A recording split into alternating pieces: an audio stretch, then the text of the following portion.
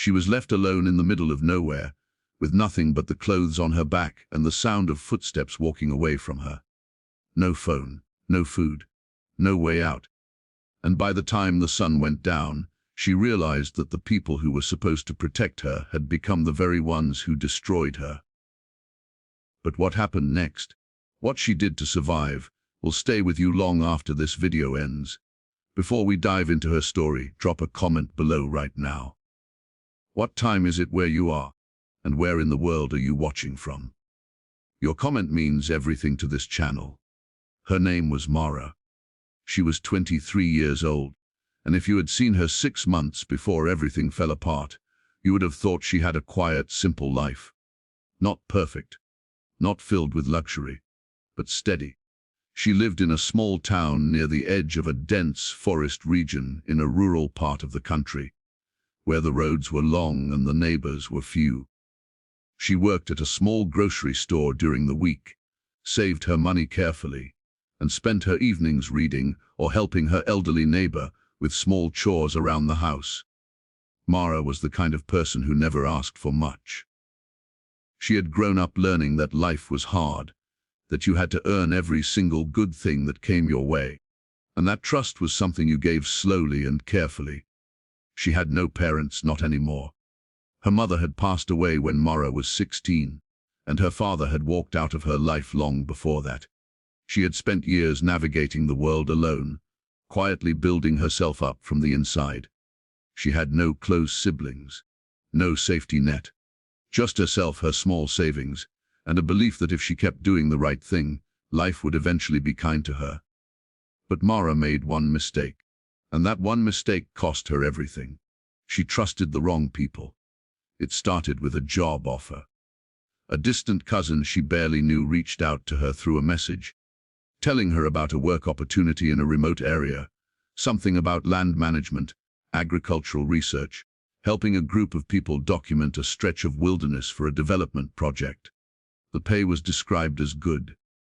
The duration was only 2 weeks, and because Mara had been struggling financially after her store reduced her hours, she said yes. She told herself it was just 2 weeks. She told herself it was fine to take a chance. She packed a small bag, left her apartment key with her elderly neighbor with instructions to check her mail, and got into a vehicle with 3 people she barely knew. The drive was long. Hours passed. The roads became narrower. The trees became taller and thicker. The conversation in the car became quieter, and somewhere in that quiet, a small voice inside Mara began to speak, softly at first, then louder. Something was wrong. She could feel it. But she told herself she was just nervous. She told herself she was overthinking. By the time the vehicle stopped, it was late afternoon. They had pulled into a clearing at the edge of a massive forest. The trees stretched endlessly in every direction. There were no buildings visible, no other vehicles, no signs of any camp or work site.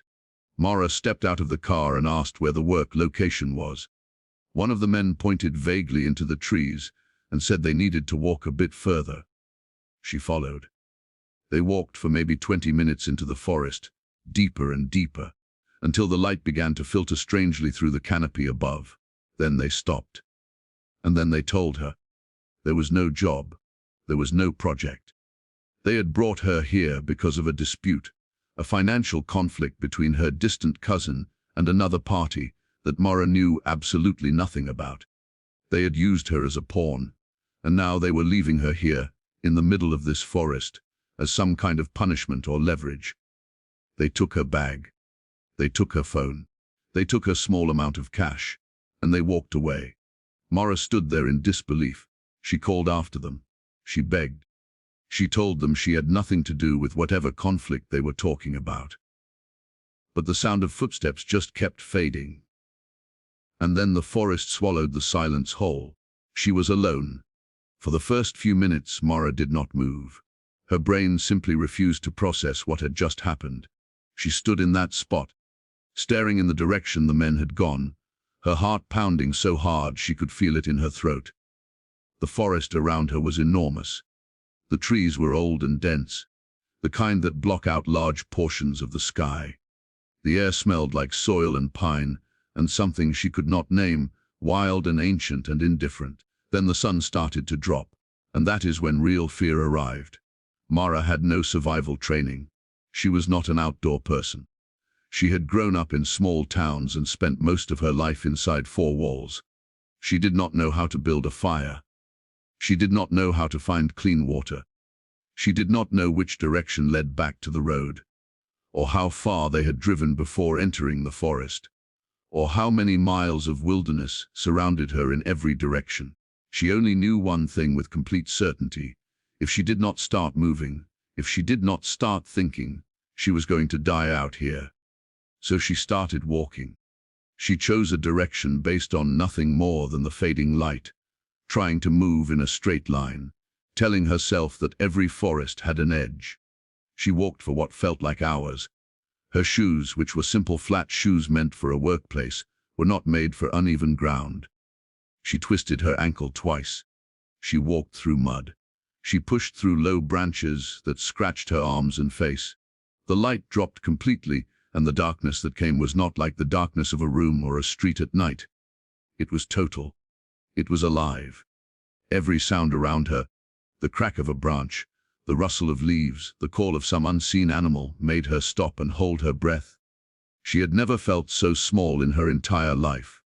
That first night, Mara huddled at the base of a large tree with her knees pulled to her chest. She did not sleep. She could not.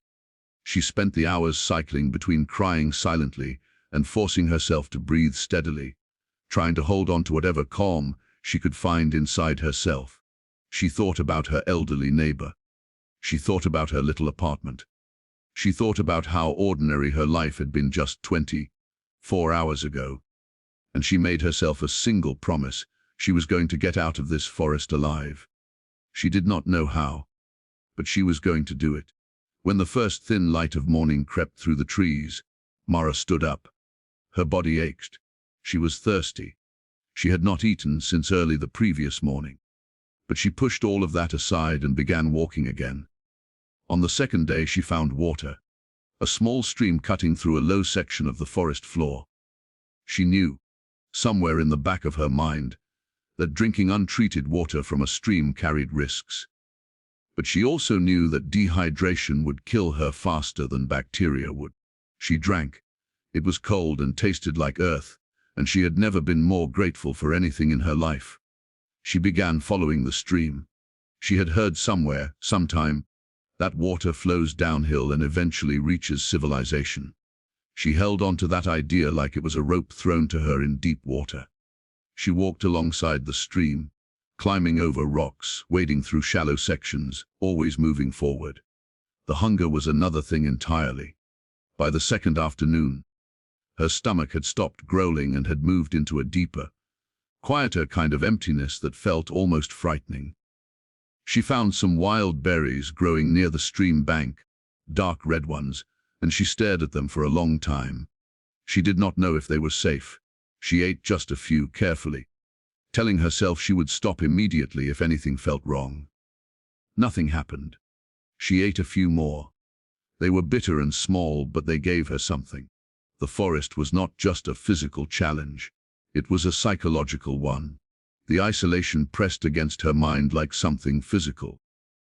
There were stretches of hours where she heard nothing but her own footsteps and the sound of the stream, and the silence became so heavy it felt like a presence. She started talking to herself, not because she was losing her mind, but because the sound of a human voice, even her own, kept her tethered to reality. She narrated what she was doing. She described what she saw. She told herself out loud that she was strong, that she had survived hard things before, that this was just another hard thing. On the third day, the stream widened slightly and the trees began to thin in places. Mara's heart lifted cautiously. Thinning trees sometimes meant the edge of a forest. She pushed herself harder, ignoring the pain in her feet and the dull roar of exhaustion behind her eyes. Then came the rain. It started as a soft mist and became a full downpour within minutes. The temperature dropped sharply. Mara had no jacket, no covering of any kind. She was soaked within seconds. She found a large tree with broad, overlapping roots and she crouched beneath it, wrapping her arms around herself, shaking. This was the moment, the lowest point. The moment where the cold and the hunger and the fear and the injustice of all of it collapsed on top of her at once. She pressed her forehead against the bark of that tree and she wept. Not quietly this time. She cried with her whole body, with everything she had been holding together for 3 days. She cried for the trust she had placed in the wrong hands.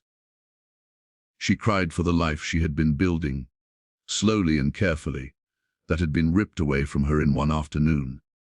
She cried for every hard thing she had ever survived before this, because they had all led her here, and it felt so deeply, profoundly unfair. But when the rain slowed and the crying stopped, something shifted inside her. Something quiet and hard and completely certain. She was not going to end here. She was not going to be a story that nobody ever heard. She was going to walk out of this forest, and she was going to be a witness to what had been done to her. She stood up. She kept walking. On the 4th day, just after midday, the trees ended. Mara stepped out of the forest onto a narrow gravel road. She stood there for a moment, completely still, looking at the road as if she did not fully believe it was real. Then she started walking along it. Her feet were blistered and bleeding through her shoes. Her clothes were torn and dirty. Her face was scratched and her lips were cracked from dehydration. She had lost several pounds in 4 days, but she was walking. She was upright. She was alive. A truck came down the road about 40 minutes later. The driver, an older man who worked for a regional forestry service, slowed when he saw her and stopped. He took one look at her and knew something serious had happened. He gave her water immediately, wrapped a blanket around her shoulders, and drove her to the nearest town. From there, local authorities were contacted. Mara was taken to a small medical facility where she was treated for dehydration, mild hypothermia, and the injuries on her feet and arms. It took her several days to physically recover. It took much longer to recover in other ways. The authorities opened an investigation based on her testimony. The people who had abandoned her were identified. The process was slow and frustrating, and often felt like it was working against her rather than for her. But Mara gave her statement clearly and without wavering. She answered every question. She refused to let the experience be reduced to something quiet and forgotten. When she finally returned to her small apartment, she sat on her bed for a long time and just breathed. Her elderly neighbor had kept everything exactly as she had left it. There was even a small note under the door asking if she was okay. Mara held that note and understood, maybe for the first time, that even in the most isolated places, inside a dark forest, inside a hard life, a thread of human connection can hold you together. She started writing. She wrote everything down, every hour of those 4 days, every fear, every step, every moment she wanted to stop and could not. And when she read it back, she did not see a story about a girl who was abandoned. She saw a story about a girl who refused to be finished, who made water from a stream her survival, who made the sound of her own voice her anchor, who walked out of the dark with nothing but the decision that she would. Mara spent the following months rebuilding slowly. She found different work. She built careful, chosen relationships. She became someone who helped others navigate difficult situations, not because she had all the answers, but because she knew what it felt like to have no answers and keep going anyway. She never forgot the forest. She never pretended it hadn't happened, but she also never let it define the boundaries of who she was. The darkness had been real. The fear had been real. The injustice had been real. But so had she, fully and completely real, and that had been enough to bring her home, because survival is not always loud or dramatic. Sometimes it looks like one foot in front of the other in complete darkness. Sometimes it looks like crying against a tree in the rain and standing up again when it stops. Sometimes it looks like choosing, over and over and over again, to keep moving toward a light you cannot yet see. And sometimes that is the most powerful thing a person can do.